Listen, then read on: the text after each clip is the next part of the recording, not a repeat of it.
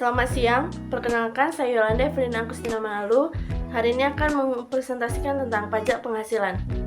Kita memasuki latar belakang. Undang-Undang Nomor 7 Tahun 1984 tentang Pajak Penghasilan atau PPh berlaku sejak 1 Januari 1984. Undang-undang ini telah beberapa kali mengalami perubahan dan terakhir kali diubah dengan Undang-Undang Nomor 7 Tahun 2021 tentang harmonisasi peraturan perpajakan UU HPP. Aturan tersebut kemudian diperjelas dalam Peraturan Pemerintah Nomor 55 Tahun 2022 tentang penyesuaian pengaturan di bidang PPh, di mana di dalam aturan baru tersebut terdapat tambahan layering atau lapisan penghasilan kena pajak atau PKP guna mencerminkan keadilan. Kita memasuki materi pertama, yaitu pajak penghasilan. PPh adalah pajak yang dibebankan atas suatu penghasilan yang diperoleh wajib pajak, baik yang berasal dari Indonesia maupun dari luar negeri.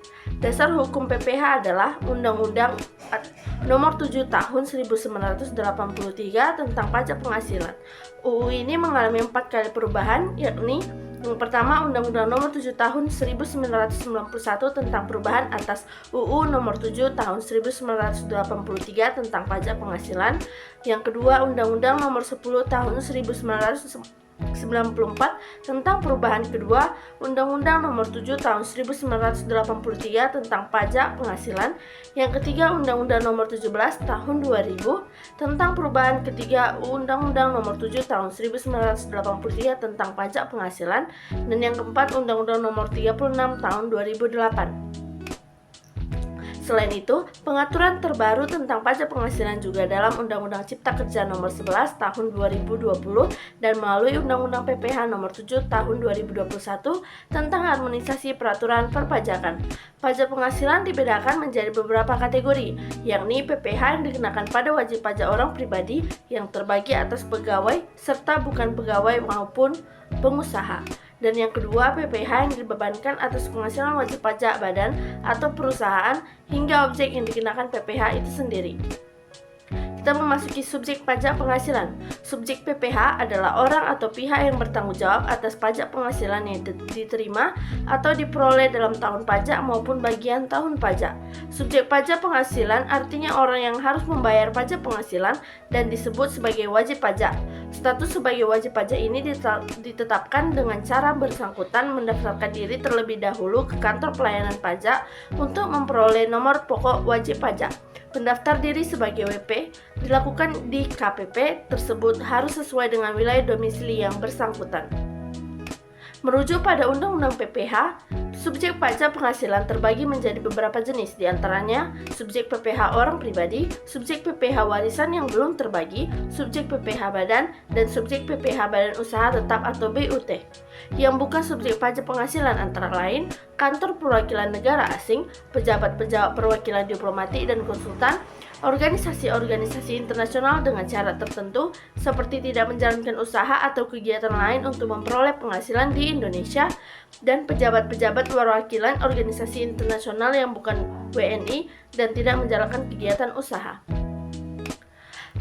Kita memasuki objek pajak penghasilan. Yang menjadi objek pajak adalah penghasilan itu sendiri, yaitu setiap tambahan kemampuan ekonomis yang diterima atau diperoleh wajib pajak, baik yang berasal dari luar Indonesia, yang dapat dipakai untuk konsumsi atau untuk menambah kekayaan wajib pajak yang bersangkutan dengan nama dan dalam bentuk apapun.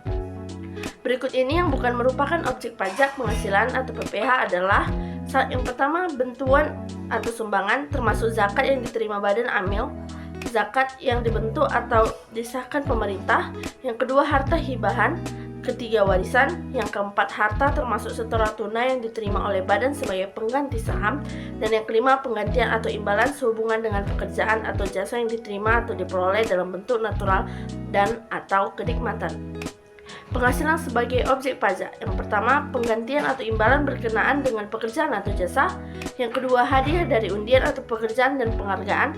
Yang ketiga, laba usaha. Yang keempat, keuntungan karena penjualan atau pengalihan harta.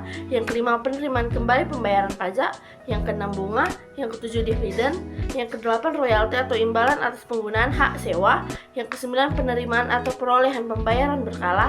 Dan yang kesepuluh, yang lain sebagainya.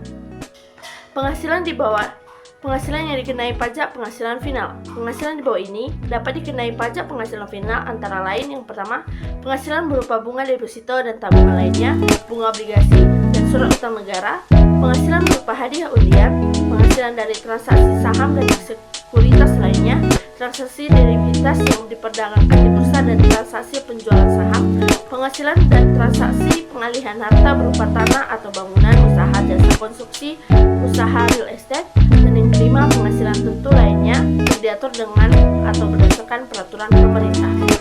Kesimpulan dari presentasi kali ini, pajak penghasilan adalah pajak yang dikenakan terhadap orang pribadi atau perseorangan dan badan berkenaan dengan penghasilan yang diterima atau diperoleh dalam satu tahun pajak.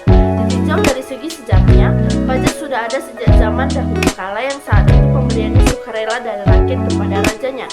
Pada mulanya, pajak merupakan suatu upeti atau pemberian secara cuma-cuma, namun sifatnya merupakan suatu kewajiban yang dapat dipaksakan yang harus dilaksanakan oleh rakyat kepada seorang raja atau